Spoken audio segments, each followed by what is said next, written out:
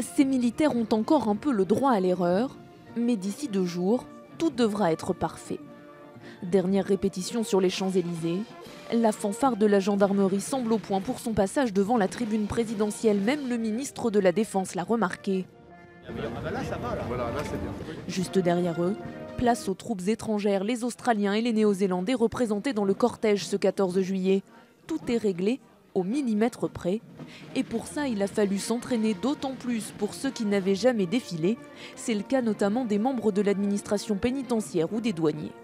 Ça a été compliqué, c'est sûr qu'il faut réussir à s'aligner au niveau des bras, des jambes, vraiment à s'aligner dans les diagonales, dans les colonnes, dans les rangs. Donc c'est sûr que c'est pas ce qu'il y a de plus évident, mais les entraînements se sont bien passés. Un entraînement intensif, mais une fierté pour les plus jeunes de se retrouver sur les champs jeudi matin. Une fierté familiale, puisque mon père l'a déjà fait, mon frère l'a déjà fait.